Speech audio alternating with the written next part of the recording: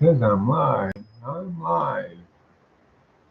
Yeah, Target discriminates against the homeless or against the disabled and people who injure themselves there. It's exactly what's happening to me right now. I've called them twice and asked them why I can't come there after I'm the one that got injured, and because I told them I was injured, they literally grabbed my wheelchair and pushed me out the door. And I didn't even say I was just gonna buy my stuff and go on my way. I was just gonna buy my stuff and go on my way. I was gonna deal with it when I got home. I just asked the guy, "Can I get some first aid? I mean, can you give me some first aid?" I mean, I got pictures of the cut in my hand. I got pictures. It was a small cut, but I'm on blood thinners, and the thing was bleeding like a sieve. So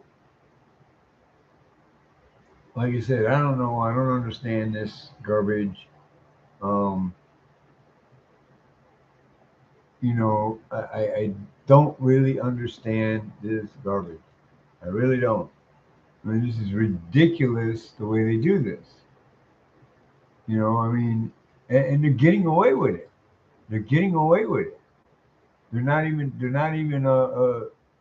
calling me back, you know, to tell me I can come to the store again. And I'm not going to go in there and try to get arrested. I mean, I'm not stupid. I mean, the, I really don't understand. I really don't. You know, it doesn't matter.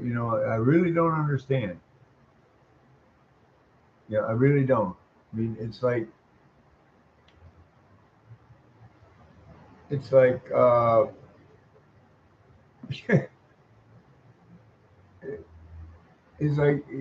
mean the way they got it set up is not handicap friendly. It's not.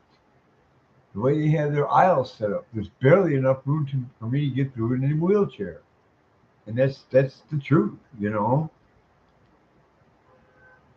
It's the truth. I mean, I have no reason to sit here and lie about something like this. Because I could care less, just as long as I mean, just give me a band-aid to put on the damn thing.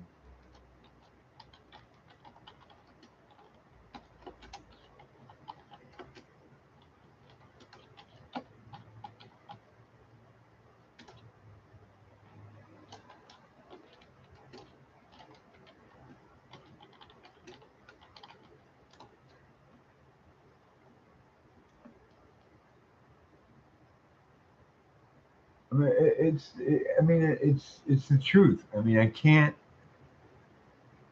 I mean, it's comical, actually. It, I have to laugh at it because if I don't, I'm gonna cry because it's ridiculous. It's totally freaking ridiculous. I've never had anybody grab my wheelchair, literally grab my wheelchair and push me out the door. I lock my stuff and I'm holding on, and he pushed right through my brakes in my hands. I mean, the kid was pretty strong. I mean, he was a big Asian kid. He's pretty well built, I could tell. But he grabbed the wheelchair, and I'm like, no, man, call the police. Well, see, they wouldn't call the police because then they get an incident report, and then they have to report the damage that even a little cut like this I had on my hand, it will go on an incident report, and the manager would get in trouble. Okay, so now I got to try and find a lawyer because I'm gonna go after these guys. I haven't sued anybody since '94. I have no interest in suing people. Well, I can't say that. I mean, these people that run this building, I wish I could sue them, but that's their crimes. I mean, these guys are literally embezzling money. You know, you can see it in the tax report. Um, but Target, man, I was gonna go home, and I was like, I wanted to do is get a band-aid to put on and get a first aid kit. Give me some first aid here. I'm on blood thinners, man. My hand was bleeding like a sieve, and I'm still rolling around I'm still rolling around in the store. All I want to do is get my toilet paper and my dish soap and leave. That's all I wanted to do. Yeah, I made a few snide remarks because they were being total assholes. Straight up, they were being assholes. They were covering their ass at my expense because they know what they're doing in those aisles is wrong. It's a fire hazard.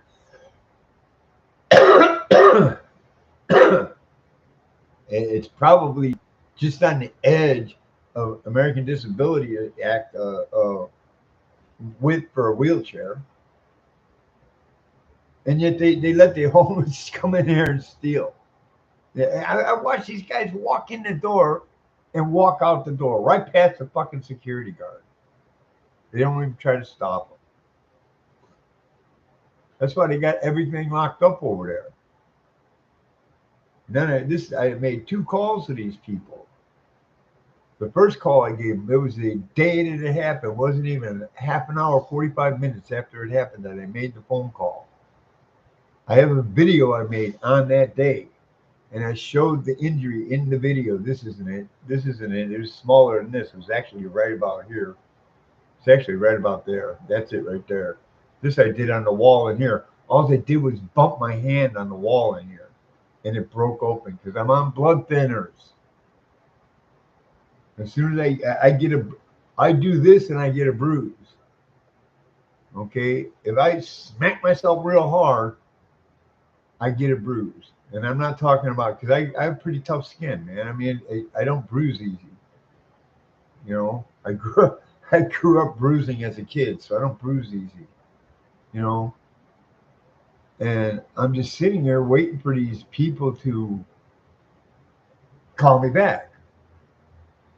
I'm not going to say what I'm doing on the side, okay? Because I am doing something on the side.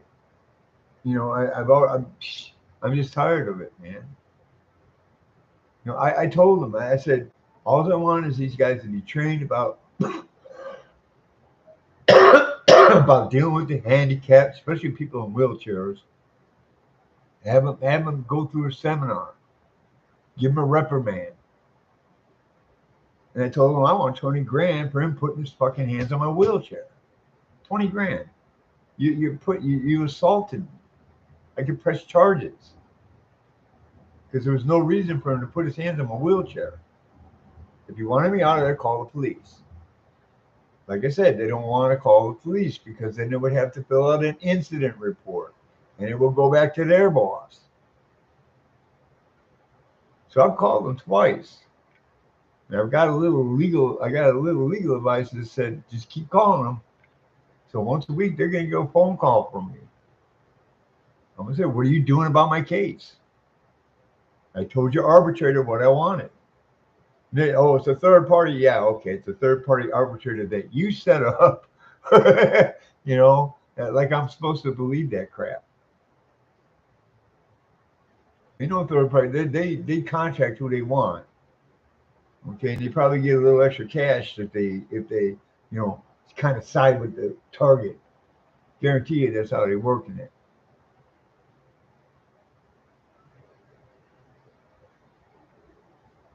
So I just put it up there. I'm live on Facebook. I don't know if anyone will come over here, but I need people to hear this. You know, people need to come and listen to this. I mean, I I'm not a podcaster. I just do this for my own personal benefit so I can get shit off my chest. If people listen to it, fine. That's why I'm talking to like someone I'm talking to somebody. But basically, I'm just getting stuff off my chest. You know, I could care less if people watch. But right now, this is what I wish I had some kind of a little bit of an audience. You know, I mean, it's ridiculous. And then they're trying to tell me, they're trying to tell me that they have their own security guards in Target, but they hire outside security to do their dirty work. Like the guy that grabbed my chair, he was a private security contractor. But they have their product, whatever people that make sure you don't steal. They have those people that are gray shirts. There wasn't no manager. the manager's a tall Hispanic guy with weird hair, and every time I see him, he's wearing he's wearing one of them loud shirts. You know, I mean, it's just seriously ridiculous. Seriously ridiculous. You know, kind of like fed up with it, man. I'm fed up with these people that run this place. You know, I'm fed up with the that store over there.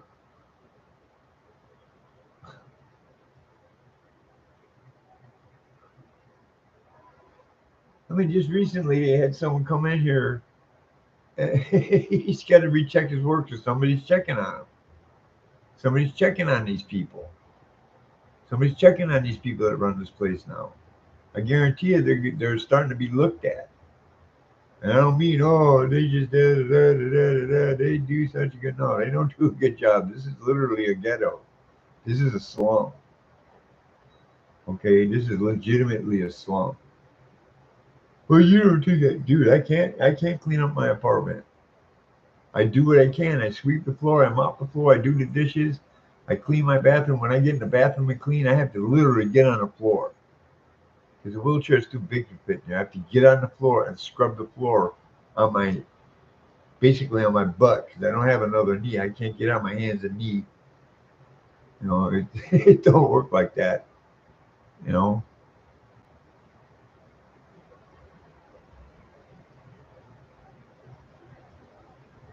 this whole system is falling apart. You know, we got corporations that are pushing all kinds of garbage on the kids. You know, they're not doing it this year. They're not. They got a backlash last year, man. They got their butts whooped last year. Bud Light, Disney, Warner Brothers, Target, whatever other people that are pushing the gay pride stuff, they're getting their butts whooped because the majority of us don't want this. They don't care about it. We don't even you don't need to have your own. Why don't have a Veterans Pride Month, man? Why don't have a Marine Corps Pride Month? That would be a good one, a Marine Corps Pride Month. Hey, we're full of pride. I got 24/7, 365 pride, man. I'm proud of the things I did in the Marines.